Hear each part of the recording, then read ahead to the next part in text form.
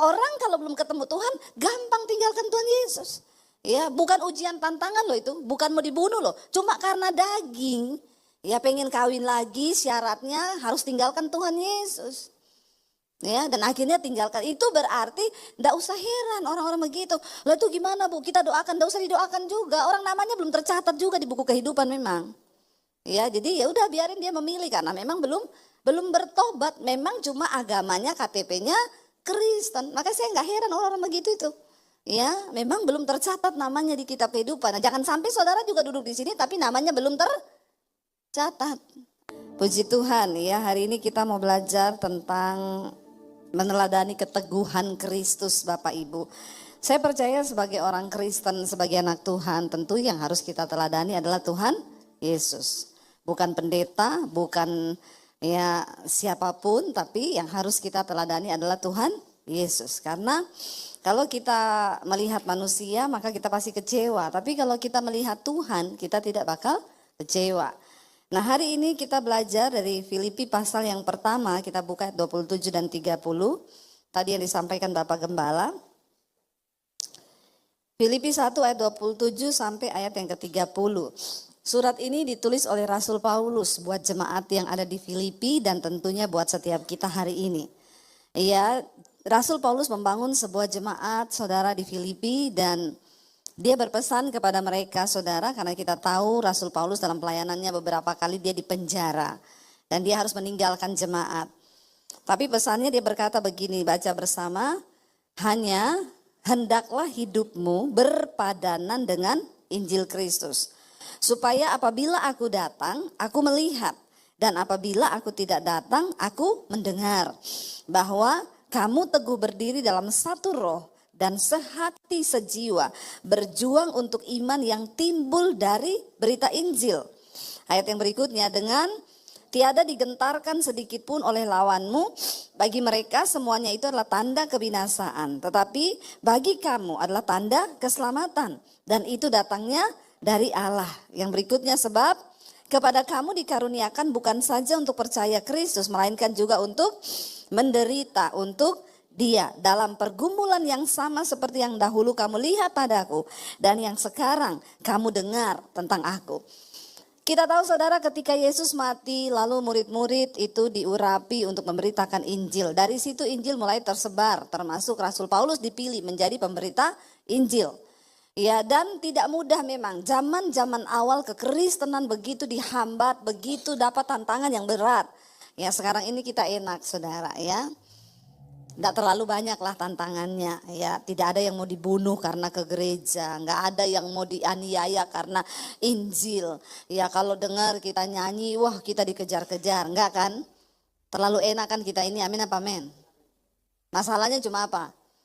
Tantangannya cuma apa? Jatuh tempo, ya enggak? Ya, tantangannya cuma apa? Difitnah, tantangannya cuma apa?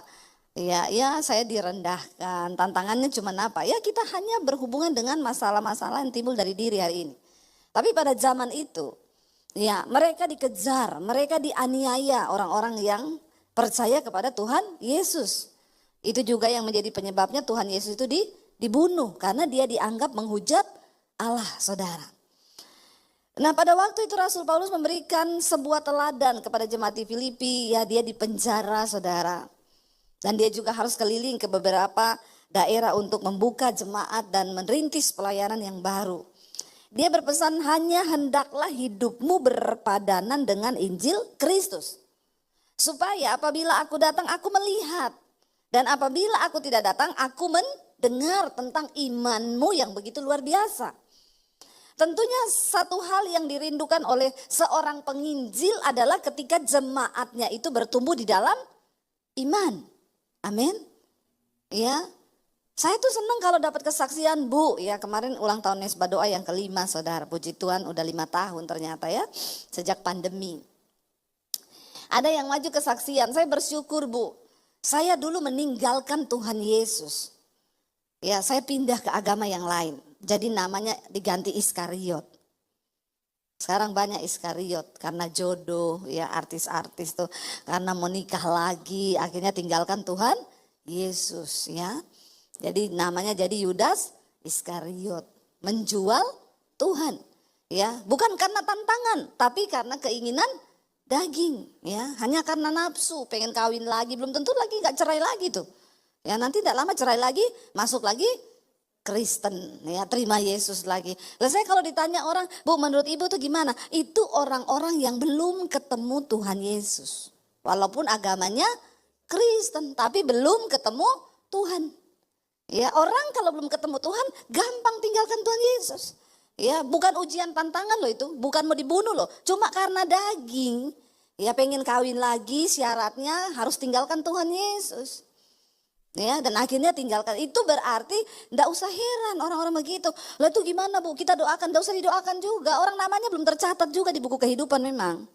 Ya, jadi ya udah biarin dia memilih karena memang belum bertobat. Memang cuma agamanya KTP-nya Kristen. Makanya saya enggak heran orang-orang begitu itu.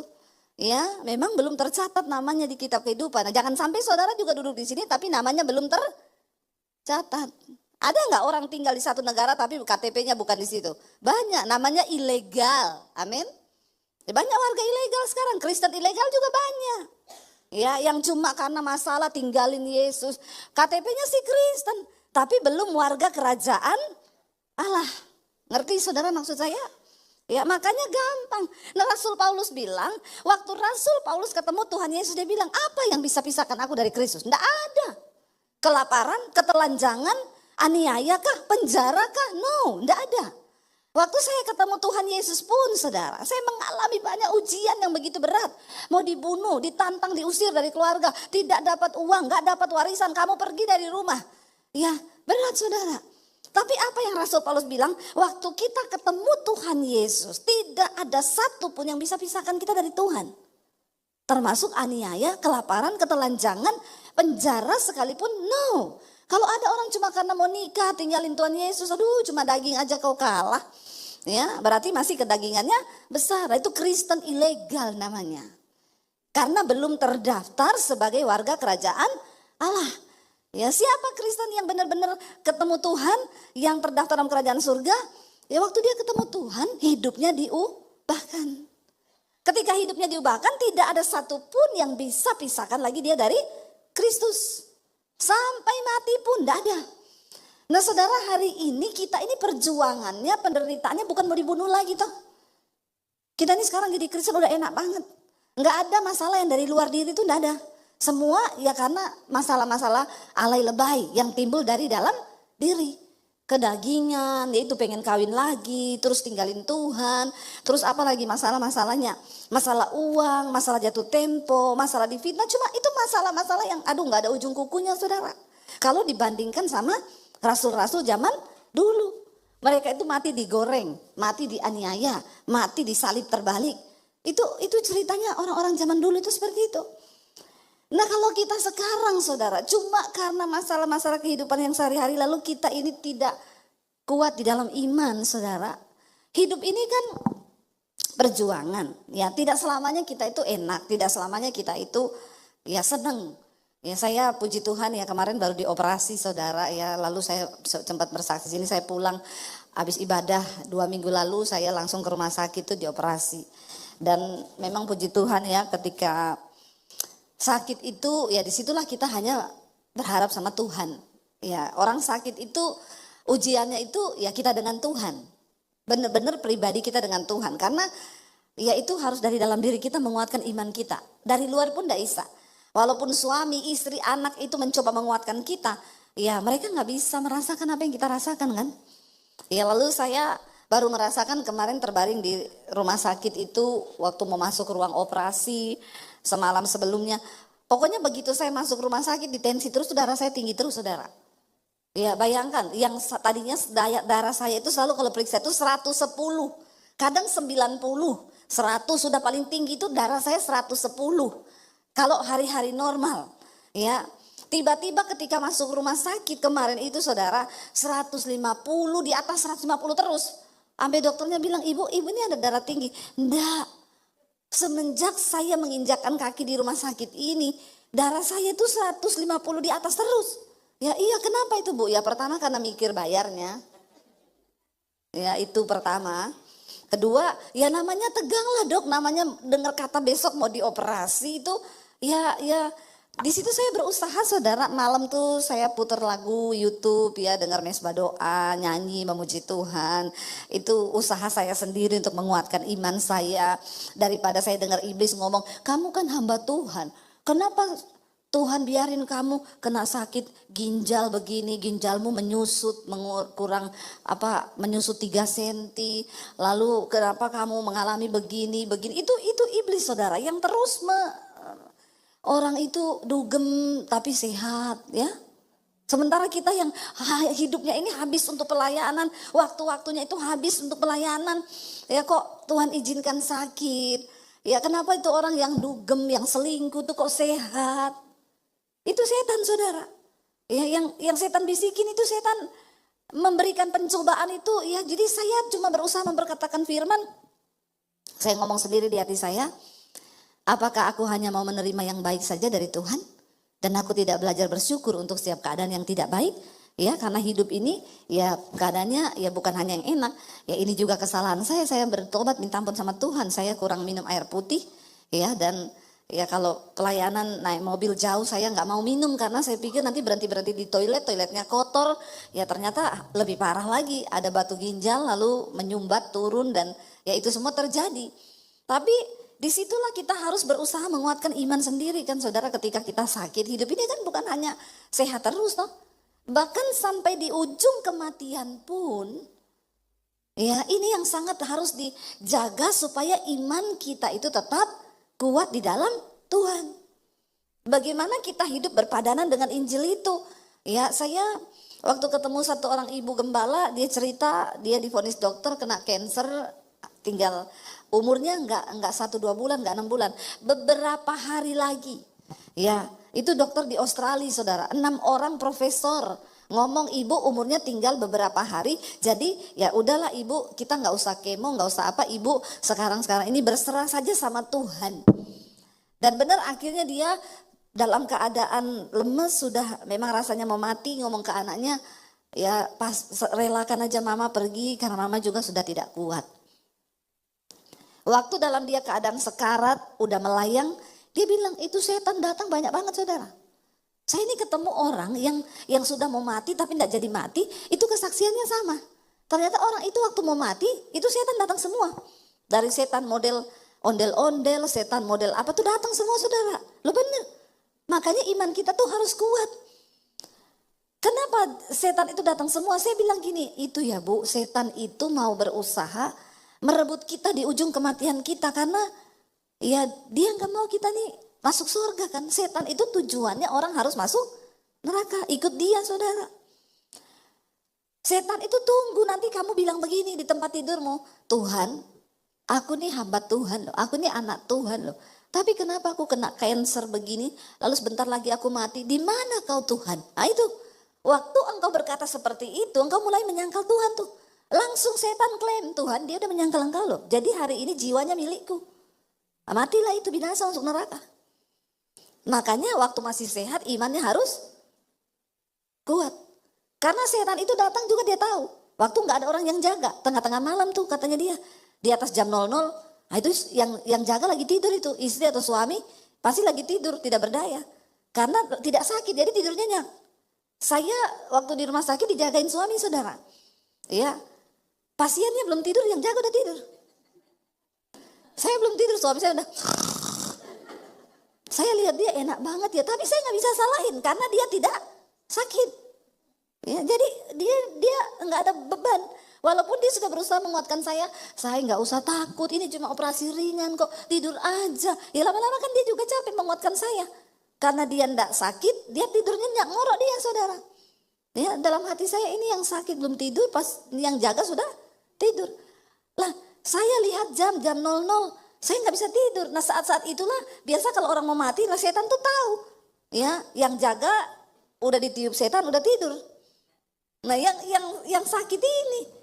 Makanya kenapa waktu engkau sehat imanmu tuh harus kuat. Karena saya sudah dengar kesaksian dari beberapa orang yang hampir mati dan jadi mati. Semua ceritanya sama. Ya ada kali 5-6 orang. Iya itu Bu benar, saat saya sekarat itu setan datang semua Bu, modelnya ganti-ganti. Ya, itu benar saudara. Ini orang-orang yang ya tapi puji Tuhan ya Tuhan kasih kesempatan hidup supaya dia cerita apa yang dia alami itu. Nah kalau engkau masih sehat aja nggak cari Tuhan, imanmu lemah, apalagi kalau udah sekarat itu, tubuhnya sekarat, imannya juga sekarat. Ya itu langsung itu. Nah saya berdoa saudara, biarlah hidup kita ini berpadanan dengan Injil Kristus. Ayo dalam segala hal biar firman Tuhan menjadi kekuatan buat kita, biar firman Tuhan menjadi pegangan buat kita. Rasul Paulus bilang, hendaklah hidupmu berpadanan dengan Injil Kristus supaya apabila aku datang, aku tuh melihat. Enggak ada yang lebih membahagiakan dari seorang penginjil, apalagi Tuhan. Tuhan tuh seneng kalau iman kita tuh bertumbuh. Tuhan itu seneng kalau kita ini menjadi dewasa. Tuhan tuh seneng kalau kita kuat di dalam Tuhan. Ada masalah pakai firman saudara. Ya iblis itu bisikin, kamu kan hamba Tuhan, kenapa sakit? Ya kan kamu sering baca, saya sering bacain orang saudara mujizat. Bu, waktu itu saya ada batu empedu, sudah mau dioperasi, di scan lagi batunya hilang. Ini jemaat Misbah Doa yang bersaksi, saya imani khotbah-khotbah ibu, saya doa, lah kok saya yang khotbah enggak terjadi? Saya juga berharap udah mau dioperasi, di scan lagi, loh ini batunya kemana? Tapi tidak saudara, ya itu kan kalau kita mau kecewa sama Tuhan, kan kita bisa saudara. Orang jemaat saya, jemaat Misbah Doa dikuatkan, itu yang saya cerita. Ya, lagi saya tertekan, ada ibu-ibu, saya bu, waktu saya ada masalah berat banget, saya dengerin khotbah ibu, saya tuh kayak orang hilang ingatan loh, saya lupa masalah saya. Karena dengar khotbah saya bu, iya dengar firman yang ibu sampaikan. Saya bilang saya juga mau hilang ingatan Tuhan. Kok dia bisa hilang ingatan, nggak lupa masalah, nggak ingat masalahnya? Saya nggak bisa ini Tuhan, saya ingat terus ini sampai malam nggak bisa tidur.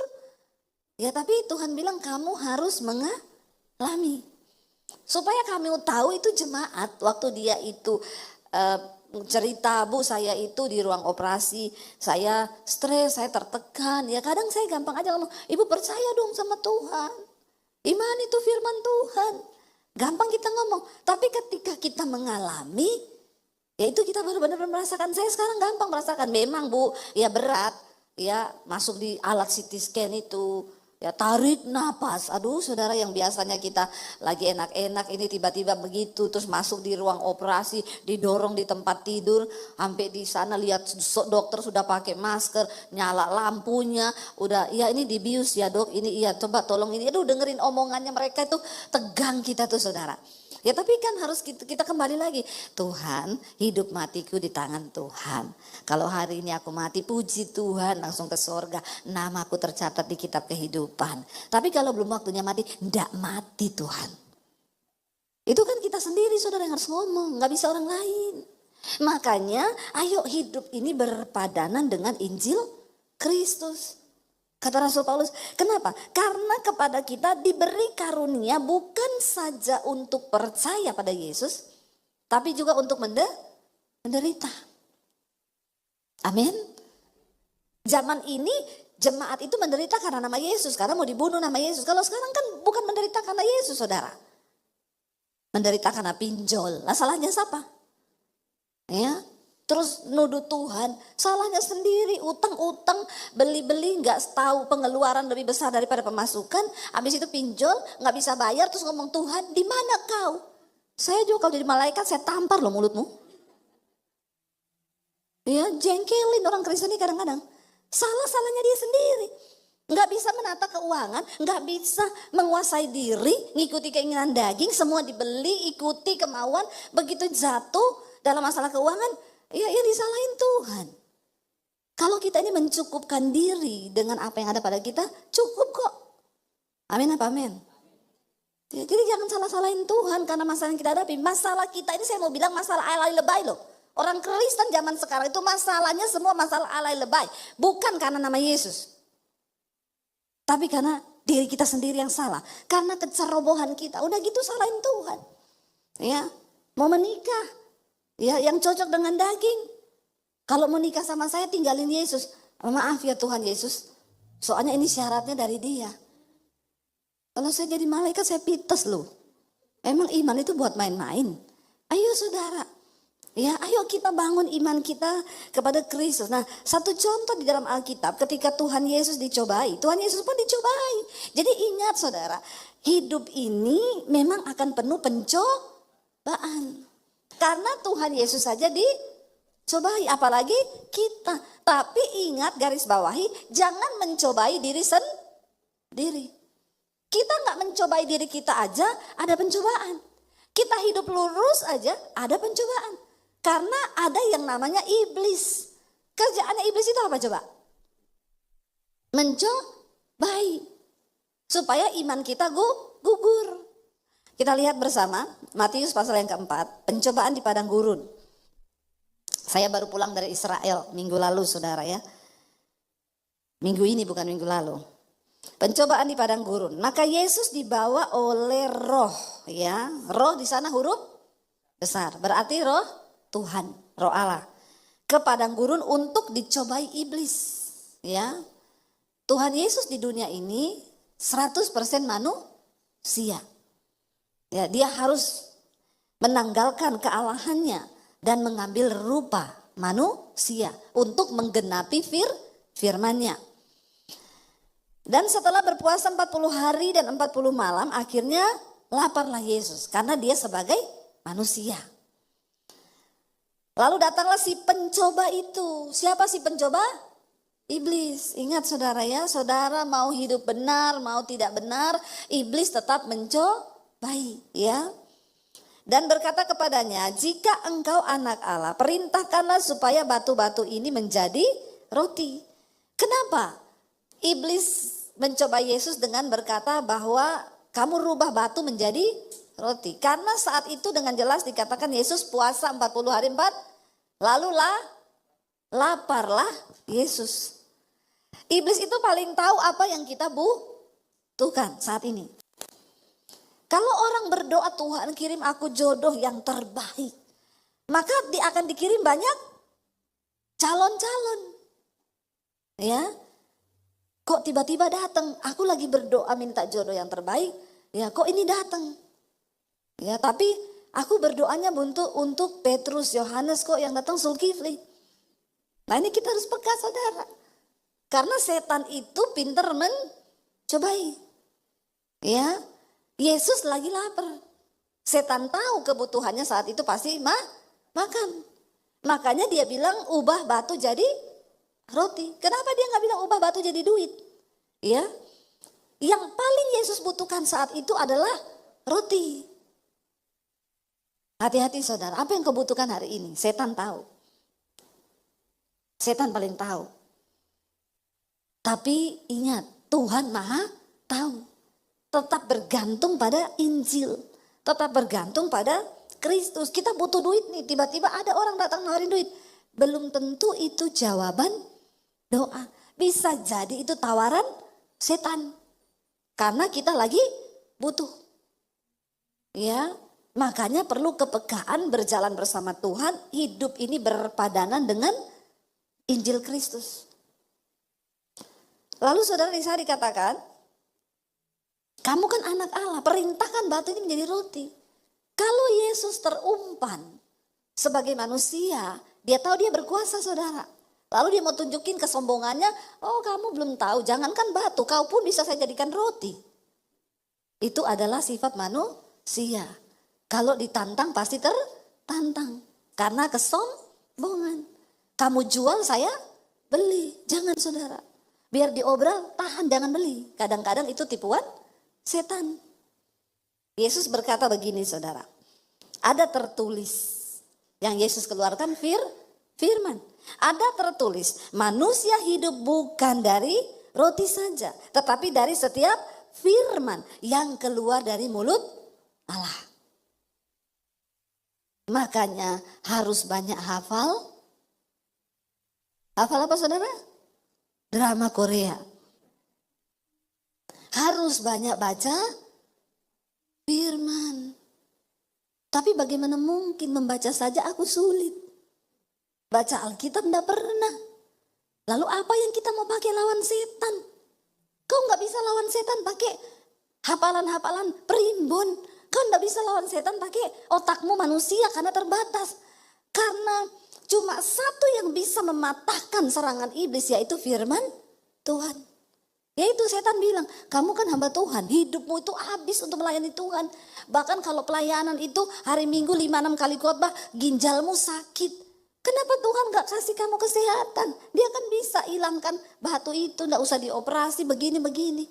Saya bantah dengan firman iblis, saya menerima bukan hanya yang baik dari Tuhan. Karena saya tahu dalam setiap perkara Tuhan turut bekerja untuk mendatangkan kebaikan di hidup saya. Apakah setan lari? Hari itu iya, nanti sore dia balik lagi. Balik dengan serangan yang lebih jitu. Ya. Lalu saya juga balas dia serangan yang lebih jitu. Hidupku untuk Kristus, mati pun untuk Kristus. Kalaupun aku mati hari ini, aku tetap bilang Tuhan itu baik. Dia pergi saudara, dia merenung di belakang kamar mayat rumah sakit. Cari ide dia. Makanya kita harus punya firman. Lah kalau kau gak punya firman, kau mau lawan setan pakai apa? Makanya kelepek-kelepek imanmu kalah. Hancurlah iman kita. Cuma masalah kecil sudah marah sama Tuhan. Gak mau ke gereja. Karena manusia tersinggung, gak mau pelayanan. Alay lebay kau. Ya, belum hadapi masalah yang besar, cuma tersinggung. Cuma difitnah. Ya, ada orang Kristen, saya nggak bakal injak gereja lagi. Kenapa? Ada jemaat bawa anjing ke gereja, Bu. Dari situ dia nggak mau ke gereja. Lah kenapa kamu marah sama Tuhan gara-gara ada jemaat bawa anjing ke gereja? Ya udahlah, ya mungkin dia pengen anjingnya juga bertobat. Anjing aja ke gereja, kenapa lu nggak ke gereja? Aneh kan orang-orang Kristen ini. Ada lagi saya udah nggak mau ke gereja lagi. Itu pendeta ya, saya senyumin dia nggak senyum. Please deh. Ya, aduh kita ini cuma masalah-masalah kayak gitu. Mungkin pendetanya juga besok mau jatuh tempo. Harusnya juga kau datangi. Pak pendeta saya tadi senyum, Bapak kok gak senyum, kenapa Pak? Mungkin dia curhat, saya juga ada masalah ini. Ya, kenapa besok jatuh tempo? Oh sudah Pak saya bayar, kan gitu tuh. Ini jemaat udah pelit, tersinggungan lagi. Ini kayak gini-gini perlu dibaptis di laut mati kayaknya. Ya, di laut mati gak bisa tenggelam, seorang ngapung terus itu. Ya heran saya tuh, cuma masalah-masalah kecil, tersinggung apa nggak ke gereja. Untuk masuk surga ini saudara, perjuangan kita ini berat, mengalahkan kedagingan kita. Hari ini kita nggak dibunuh loh, hari ini kita nggak diancam mati loh, kagak. Makanya Rasul Paulus bilang penderitaan ringan yang kita hadapi hari ini tidak akan melampaui kemuliaan besar yang akan kita terima, amin. Jangan pernah tinggalin Tuhan. Ya, setan tahu yang kau butuhkan hari ini dan dia akan mencobai engkau, tapi Tuhan Yesus berkata, ada tertulis. Makanya harus hafal firman, ada tertulis. Kemudian iblis membawanya ke kota suci dan menempatkan dia di bumbungan bait Allah. Lalu berkata kepadanya, jika engkau anak Allah, jatuhkanlah dirimu ke bawah. Sebab ada tertulis mengenai engkau, ia akan memerintahkan malaikat-malaikatnya dan mereka akan menatang engkau di atas tangannya supaya kakimu jangan terantuk kepada batu. Setan ngomong lagi. Ya dia bawa Yesus ke atas bumbungan bait Allah, tempat yang tinggi. Ya coba lompat. Nanti kan malaikat datang dan menatang engkau dengan tangan mereka. Yesus tidak tergoda dengan kesombongannya saudara. Ya Yesus tahu ini setan lagi mencobai. Yesus berkata kepadanya apa? Ada pula tertulis. Janganlah engkau mencobai Tuhan Allahmu. Makanya kuncinya supaya iman kita kuat berpadanan dengan firman Tuhan adalah baca Alkitab. Supaya kita tahu. Cuma itu aja orang Kristen itu. Kalau nggak pernah baca Alkitab, kau tabrak kanan, tabrak kiri, ada masalah. Udah gitu mau konseling sama pendeta. Saya tuh sekarang nggak mau hadapi orang konseling. Ibu sudah baca Alkitab belum? Karena kalau ibu cuma konseling terus sama saya, ibu nggak baca Alkitab, percuma. Jadi tolong ibu baca Alkitab ya. Kalau ibu sudah baca itu Alkitab, terutama perjanjian baru, ibu baca. Kalau ibu sudah baca, baru ibu tanya kembali ke saya. Rata-rata begitu sudah baca, ibu mau konseling apa? Enggak Bu, ternyata sudah ada di Alkitab jawabannya. Baru tahu ya? Karena selama ini tidak pernah baca Alkitab. Semua masalah kita, semua pencobaan yang iblis lontarkan ada ayatnya saudara. Ya kalau setan bilang, kamu harus benci iparmu itu kurang ngajar, kamu ditipu gini-gini. Ada tertulis. Jangan kalah dengan kejahatan, tapi kalahkan kejahatan dengan kebaikan. Ada tertulis. Masalahnya kalau nggak pernah baca Alkitab, ya wes lah. Walau halam, saya nggak tahu juga mau ngomong apa. Orang Kristen sekarang jarang dan tidak mau baca Alkitab. Udah nggak mau baca Alkitab, dengar khotbah nggak mau. Tapi bikin jalan sendiri terus tiap hari. Makanya salah jalan, tersesatlah. Ya kalau sudah tersesat bilang Tuhan tidak adil. Saya sampai malaikat aja kena mental sama orang Kristen sekarang ini, bener ya. Malaikat bilang sudah nggak tahu apa-apa, sok tahu, nyalahin Tuhan. Ayat 8, dan iblis membawanya pula ke atas gunung yang sangat tinggi dan memperlihatkan kepadanya semua kerajaan dunia dan kemegahannya. Setan ini udah coba nggak kena. Nah ini setan coba yang terakhir. Karena memang semua manusia pengen kemegahan, semua manusia pengen harta, pengen uang. Dan berkata kepadanya, semua itu akan kuberikan kepadamu jika kau sujud menyembah aku. Nah ini, ya pengen jodoh, pengen ini ya, tapi sujud menyembah aku, tinggalkan Yesusmu. Dan berkata kepadanya, semua itu kuberikan asal kau sujud menyembah aku. Maka berkatalah Yesus, enyahlah iblis, sebab ada tertulis, engkau harus menyembah Tuhan Allahmu dan hanya kepada Dia saja engkau berbakti. Lalu iblis meninggalkan dia dan lihatlah malaikat-malaikat datang melayani Yesus. Engkau tidak akan pernah melihat berkat campur tangan Tuhan. Bahkan malaikat melayanimu kalau kau tidak lulus di dalam pencobaan. Kemegahan terakhir yang iblis tawarkan. Banyak sekarang orang imannya jatuh karena tawaran kemegahan. Akhirnya menyimpang dari iman, menghalalkan segala cara untuk mendapat kemegahan dunia, saudara. Itu tidak usah dicari, itu bonus yang akan Tuhan tambahkan. Tapi fokus kita harus tetap kepada Tuhan. Salahkah kalau kita dapat kemegahan? No. Tapi kalau itu menjadi tujuan hidup kita, maka kita sedang salah melangkah. Itu bonus yang akan Tuhan kasih kalau hidup kita berkenan kepada Tuhan. Tapi kalau kita nggak berkenan, banyak begitu. Saya kalau mau bersaksi bagaimana Tuhan buka jalan, kasih hikmat, menambahkan berkat tuh nggak akan ada habisnya, saudara. Saya cuma terwow dengan apa yang Tuhan buat.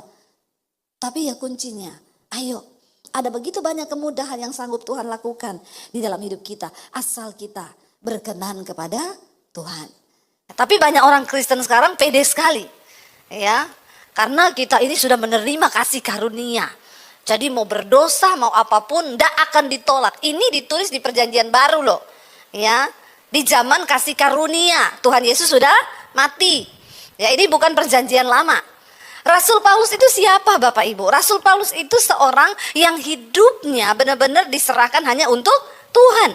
Setelah dia bertobat menerima Tuhan Yesus, dia berkata, setiap hari aku berada di dalam bahaya maut karena nama Yesus. Setiap hari loh. Rasul Paulus berada dalam bahaya maut karena nama Yesus. Nah kita tiap hari berada dalam bahaya maut karena apa? Karena pinjol. Ya, hingga banyak orang bunuh diri. Ya, pinjol, dikejar-kejar utang. Tapi Rasul Paulus setiap hari berada dalam bahaya maut karena nama Yesus. Dia bilang, aku ini karam kapal berapa kali, disesah berapa kali, dikeroyok berapa kali memberitakan Injil. Di penjara, dihakimi, disidang. Ya. Jadi memang benar setiap hari rasa-rasanya dia itu hampir mati dalam bahaya maut karena pelayanan. Ya, hidupnya itu habis untuk melayani Tuhan. Saya aja kemarin pulang dari Kalimantan, saudara. Ya, kita naik mobil, ya landing di Palangkaraya lalu lanjutkan perjalanan ke Gunung Mas. Ya, daerah Kuala Kurun. Lalu udah naik jam itu 4 jam lebih ya dari Palangkaraya. Jalannya itu kalau orang hamil pasti keguguran. Ya lompat-lompat terus mobilnya. Tiba-tiba berhenti di pinggir sungai. Lalu sopirnya bilang, "Bu, nanti kita nyeberang pakai perahu itu." Terus saya bilang sama mobil-mobilnya, "Iya, itu perahu kayu loh. Mobil naik di situ?" "Iya, Bu." "Aman?" "Aman, Bu." Ya tenang saja. Itu aja saya deg-degan loh, saudara. Ya, padahal itu belum bahaya maut, itu belum. Nah, Rasul Paulus itu mengalami yang lebih wow lagi dengan Tuhan dan untuk pelayanan. Bayangkan dia yang setiap hari melakukan seperti itu, dia masih bilang apa? Aku melatih tubuhku dan menguasainya seluruhnya, supaya jangan setelah aku memberitakan Injil, aku ditolak sama Tuhan. Lah kita ini saudara pernah nggak berpikir takut ditolak waktu Tuhan datang? Ada yang pernah berpikir, doa aku ini jangan-jangan ditolak apa diterima ya Tuhan datang. Oh enggak bu, pede bu, pasti diterima. Ya, itu yang saya salut dari orang Kristen zaman now ini. Ya udah selingkuh, bersinah, dugem, tapi pede masuk surga. Ya maaf saudara ya, maaf kalau kita tidak menghormati Tuhan. Maaf ya, dan apa yang harus kita lakukan hari-hari ini? Ayo kita disiplin diri kita. Melatih tubuhku dan menguasainya seluruhnya. Jangan bermain-main dengan dosa. Bagaimana kita bisa hidup berdampak? Saya itu selalu bilang gini. Pertama, berdampaklah buat diri sendiri dulu. Amin. Nggak usah muluk-muluk, buat diri sendiri dulu. Ayo kita introspeksi. Sebagai istri, sudahkah kita menjadi istri yang berdampak buat diri kita? Ya, nggak nyusahin suami, nggak nyusahin anak. Lalu sekarang sebagai suami, apakah engkau menjadi suami juga yang nggak nyusahin istri, nggak nyusahin anak? Sebagai anak, apakah engkau berdampak bagi dirimu sendiri yang tidak nyusahin orang tua?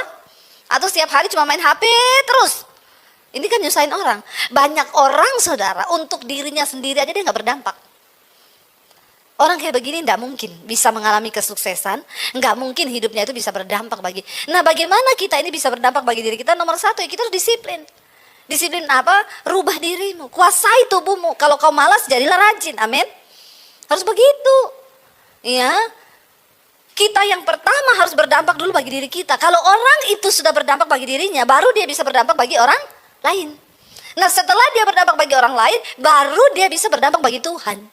Jadi omong kosong kalau engkau bagi orang yang kelihatan aja nggak berdampak, tapi kau berkata engkau berdampak bagi Tuhan. Itu yang Alkitab bilang, kalau ada orang menyangka bahwa dia berarti, padahal dia sama sekali tidak berarti, maka dia itu membohongi dirinya sendiri. Ya, kalau kita nggak berdampak bagi diri kita dan bagi orang lain, ya jangan merasa kau berdampak bagi Tuhan, saudara. Karena ada orang-orang yang merasa, aku ini tiap minggu pelayanan loh, tapi kelakuannya nggak berubah. Ada orang yang tiap minggu ke gereja, tapi juga dugem jalan terus, tapi juga bersinah jalan terus, tapi juga bohong orang jalan terus, tapi utang nggak bayar juga jalan terus. Terus kita bilang kita berdampak buat apa? Ya kemarin tuh anak saya cerita, jadi menanggapi dari kasus kemarin glodok yang terbakar begitu hebat dan orang-orang lagi dugem, lagi fly, tiba-tiba tidak menemukan jalan keluar dan mereka akhirnya mati terpanggang. Kita mengucapkan berbelasungkawa bagi keluarganya. Tapi ini juga menjadi satu pembelajaran buat kita. Ya kita nggak pernah tahu di mana kita mati, Bapak Ibu. Saya yakin mereka tuh nggak tahu kalau mereka mau mati malam hari itu. Kalau mereka tahu mereka mati di situ malam itu, pasti mereka nggak akan injak tempat itu. Tapi berhati-hatilah karena kita nggak pernah tahu tempat mati kita di mana.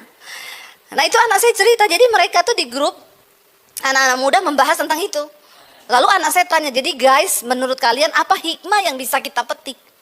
Nah, teman-teman yang suka dugem ngomong, ya dari peristiwa itu kita harus berpikir lagi kalau mau dugem cari tempat yang masih baru.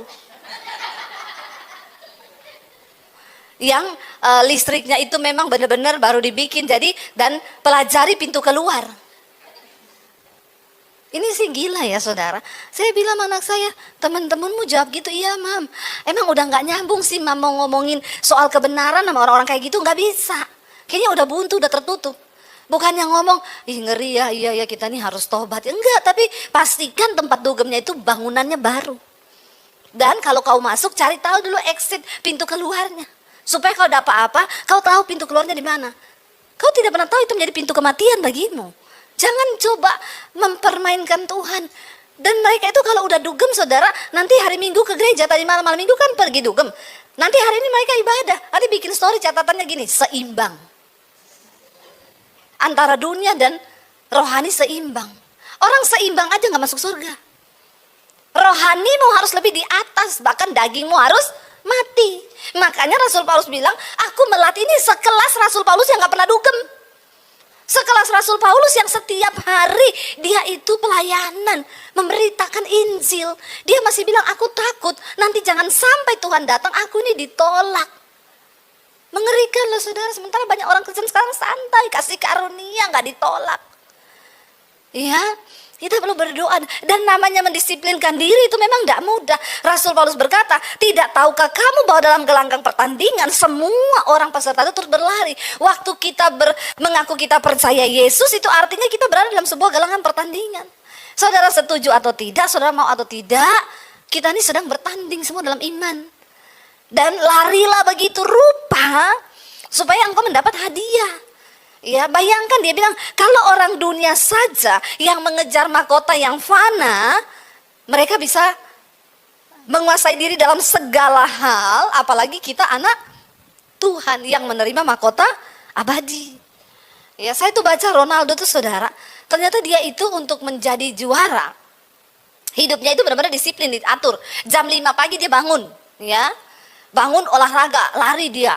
Setelah itu dia pulang, dia makan saudara. Makannya pun diatur. Dada ayam, telur ya. Nggak boleh makan cireng, nggak boleh.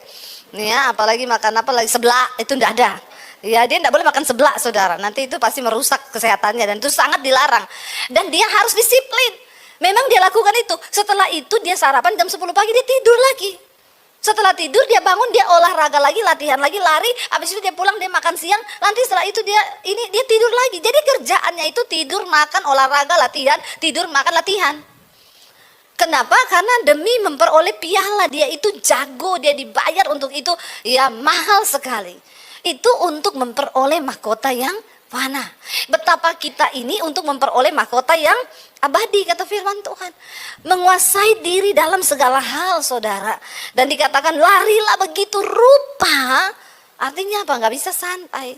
Makanya Rasul Paulus bilang, tiap-tiap orang yang turut mengambil bagian dalam pertandingan menguasai dirinya dalam segala hal. Mereka berbuat demikian untuk apa? Memperoleh satu mahkota yang fana. Tetapi kita memperoleh suatu mahkota yang abadi. Tuhan mau kita mencapai kesuksesan itu bukan cuma sampai di dunia ini, tapi sampai pada kekekalan. Dan orang yang bisa menguasai dirinya sendiri, menaklukkan dagingnya kepada firman Tuhan, dia pasti diberkati Tuhan di dunia ini. Dan dia juga pasti disambut Tuhan ketika satu saat dia mati nanti. Itu namanya kita ini sukses sampai pada kekekalan. Ya. Dan Rasul Paulus bilang, sebab itu aku tidak berlari tanpa tujuan. Saudara pernah nggak ketemu pelari lomba lari nih, terus ditanya finishnya di mana? Nggak tahu, pokoknya aku lari aja. Itu namanya lari dari kenyataan.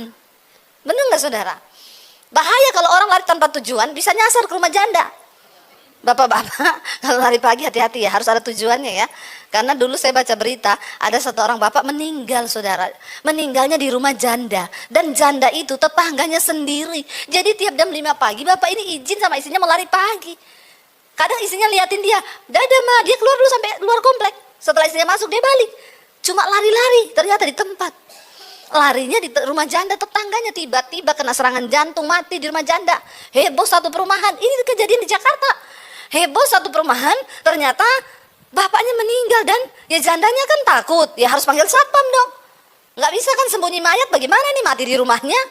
Istrinya syok, jadi ternyata selama ini suamiku lari ke rumahmu. Nah itu lari tanpa tujuan, begitu itu jadinya. Jadi bapak-bapak kalau kamu lari pagi pastikan ada tujuannya ya. Tujuannya itu ke lapangan atau kemana, jangan nyasar. Orang itu kalau berlari tanpa tujuan bahaya. Ya, saya nggak mau saya nih berkhotbah, lalu saya tuh tidak melakukan firman dan lalu saya nggak selamat gitu, saya masuk neraka terus ngapain saya khotbah? Ya, jangan berpikir, mari kita jangan menipu diri kita sendiri. Ada orang-orang yang mungkin saya pelayanan bu setiap hari Minggu, ya tapi hidupmu berubah nggak? Aku berkenan nggak sama Tuhan? Nah itu kan kalau kita ini pelayanan tapi kita nggak jadi pelaku firman, kita nggak kejar perkenanan Tuhan, itu sama dengan pelari yang lari tanpa tujuan. Mending berhenti kau. Dan Rasul Paulus bilang, aku juga bukan petinju yang sembarangan memukul. Lah masa petinju sembarang memukul? Lawannya di situ, dia mukulnya di sini. Yang dia pukul wasit saudara. Ya, wasitnya yang pingsan ya, kau di DO lah keluar dari pertandingan. Lagian kalau orang mau latihan tinju, dia memukul tidak kena pada sasaran, dia kan kelelahan sendiri kan. Kehabisan tenaga kan. Ya bahkan bisa kalah di tengah jalan. Kita harus pahami hidup ini. Jangan cuma cari kaya. Orang kalau cuma cari kaya tiap hari dia pikir uang. Lalu dia kehilangan waktu untuk mengejar perkenanan Tuhan. Engkau seperti seorang petinju yang sembarang saja memukul. Kau bisa kaya kalau kau rajin saudara. Tapi bukan itu goal dari hidup di dunia ini. Goal kita itu adalah sampai pada kekekalan. Kalau kita kaya tiba-tiba kita mati. Ya saudara, kalau kita udah mati, kita itu diingat orang cuma sebentar aja kok. Ya, suami kalau mati istrinya ingat pasti ya, adalah istri yang masih nangis sampai 1 tahun masih ingat suaminya, tapi jarang juga ya. Apalagi kalau istri yang mati, suami itu nangis paling banter 1 bulan, abis itu dia udah kawin lagi. Ya, udah nggak ingat dia sama istrinya. Itu biasa terjadi. Ya, makanya ada satu istri waktu mau meninggal, dia bilang sama suaminya, Pak, aku berpesan kepadamu 3 hal yang aku minta daripadamu. Apa, Ma? Pertama, rawat anak-anak kita. Iya, Ma. Yang kedua, kamu boleh nikah lagi kalau kuburan saya sudah kering. Oh iya, Ma, seneng. Yang ketiga, tolong sirami kuburan saya tiap hari. Sama aja bohong, berarti gak bisa kawin lagi nih. Ya, karena istrinya tahu kalau dia mati pasti suaminya kawin lagi. Saudara, dengar baik, sekaya apapun engkau, waktu kau mati, orang gak ingat lagi. Dan setelah kita mati, itu adalah awal dari sebuah kehidupan yang sesungguhnya. Karena hidup di dunia ini bukan hidup yang sesungguhnya ini. Ini kita cuma perantau, kata firman Tuhan. Ada satu tanah kekekalan yang akan kita semua lagi tuju ke sana ini. Setelah kita mati, itulah kehidupan yang sesungguhnya. Makanya jangan tertipu di dunia ini, hanya mengejar sesuatu yang tidak pasti. Alkitab bilang, jangan kau kejar sesuatu yang gak pasti seperti kekayaan. Karena banyak orang binasa karena mengejar kekayaan. Ya, nggak pernah ada puasnya. Ya, apalagi sudah kejar kekayaan, selingkuh. Ya, simpan dosa kayak bapak itu yang mati di rumah janda. Ya, kenapa saudara? Karena orang kalau selingkuh itu kan pasti deg-degan jantungnya. Ya, udah gitu dia sembunyiin uang lagi dari istrinya. Jangan coba-coba kau sembunyiin uang dari istrimu, pasti jantungmu berdebar cepat. Ya, jadi saudara, ayo kita kejar kekudusan Tuhan supaya hidup ini sampai pada kekekalan kita bisa menerima yang baik dari Tuhan. Lalu kita mau lihat dulu saudara. Mari kita baca bersama 1 Timotius 4 ayat 8, kita lihat. Jangan hanya mengejar sesuatu yang nilainya sampai di dunia ini saja. Baca bersama. Latihan badani itu terbatas gunanya, tetapi ibadah itu berguna dalam segala hal karena mengandung janji, baik untuk hidup ini maupun untuk hidup yang akan datang. Sekarang tuh banyak orang lagi heboh-heboh nge-gym saudara, ya bagus, nge-gym tuh bagus, sangat bagus. Ya anak saya tuh tiap bangun rebus telur. Oh harus minum telur mam supaya otot kering. Ada proteinnya banyak. Makan telur pagi 2, nanti siang dada ayam 500 gram direbus. Nggak pakai bumbu, nggak pakai apa. Malam makan sayur-sayuran, telur lagi. Supaya apa? Supaya otot kering. Saya bilang biarpun ototmu itu kering. Kalau kau nggak pernah angkat galon, kau tidak berdampak nak. Ya, jangan cuma kejar ototmu kering. Di rumah angkat galon. Ya, supaya hidupmu berdampak. Angkat tugas sana, bawa ke belakang. Nah, itu hidupmu berdampak, ototmu juga berdampak. Buat apa kamu tuh latihan kayak begitu tapi hidupmu tuh gak berdampak? Karena latihan badani terbatas gunanya, cuma sampai di dunia ini saja. Tetapi dikatakan ibadah itu mengandung janji, berguna dalam segala hal dan mengandung janji baik untuk hidup yang sekarang maupun hidup yang akan datang setelah kita mati. Ya, ayo latih dirimu untuk beribadah saudara. Latihlah dirimu untuk beribadah kata firman Tuhan. Seperti Rasul Paulus bilang tadi, kita harus memikirkan hidup yang sampai yang akan datang. Ya, bagus nge-gym, bagus, otot kering, bagus. Tapi kalau Tuhan bilang mati sekarang juga percuma toh. Sementara tidak mempersiapkan hidup yang akan datang. Ya, cuma sampai di situ aja. Ayat yang ke-9 berkata, perkataan ini benar dan patut diterima sepenuhnya. Ayat yang ke-10 dikatakan di sana apa? Kita baca saudara ayat yang ke-10, itulah sebabnya kita berjerih payah dan berjuang. Karena kita menaruh pengharapan kita kepada Allah yang hidup, juru selamat semua manusia, terutama mereka yang percaya. Itulah sebabnya kita berjerih payah dan berjuang. Siapa bilang ikut Tuhan gak berjerih payah? Siapa bilang ikut Tuhan tidak berjuang? Tapi perjuangan kita itu mengandung satu pengharapan yang pasti. Amin saudara. Ayo Bapak Ibu, saya selalu ngomong, ayo bertobat, ayo matikan kedagingan. Apa itu daging? Galatia 5 bilang, percabulan, kenajisan, hawa nafsu, nafsu jahat, iri hati, kebencian, dendam, amarah, perselisihan, pertikaian, ya, rupa-rupa kejahatan ada dalam tubuh kita ini, daging ini. Makanya latihlah tubuhmu untuk berkenan kepada Tuhan. Ya, latih dirimu saudara. Ayo baca Alkitab, ayo dengerin khotbah. Ya kalau malas baca Alkitab, denger mesbah syukur, mesbah doa di Debbie Basir TV, jangan lupa subscribe. Ya jadi supaya iman kita ini tumbuh. Supaya kita gak jadi orang yang tiap hari hanya mengejar sesuatu yang tidak pasti. Dan kita lupa ada sebuah kepastian, yaitu kematian yang akan kita hadapi nanti. Supaya seperti Rasul Paulus berkata, aku takut jangan sampai aku sudah memberitakan Injil tetapi aku ini ditolak. Mari kita berjuang, berjerih payah dan berjuang untuk hidup ke depan. Bagaimana kita memperoleh perkenanan Tuhan. Sebab kekristenan itu bukan hanya ya biasa-biasa aja saudara. Tapi mari kita berjuang sampai pada garis akhir ya, supaya kita ini mengalami perkenanan Tuhan, supaya kita juga mengalami apa yang dijanjikan Tuhan, bukan hanya di dunia ini saja, tapi sampai dunia akan datang. Ingat, tujuan akhir hidup kita bukan sampai di dunia ini, tapi sudahkah kita mempersiapkan hidup sampai di kehidupan yang akan datang? Karena semua orang pasti mati dan sebentar lagi Tuhan juga akan datang. Ya, saya terus ya menyampaikan, meneriakkan, bahkan ya Natal kemarin dari gereja GBI Viva ini adalah berdoa dan berjaga-jaga. Ya, memasuki tahun 2025 kita lihat banyak tragedi terjadi, banyak kebakaran, banyak kematian yang datang mendadak dan tiba-tiba. Dan itu membuat kita semakin berdoa dan berjaga-jaga. Bagaimana berjaga-jaga? Matikan kedaginganmu, kuasai tubuhmu. Ya, jadilah tenang supaya engkau dapat berdoa dan melakukan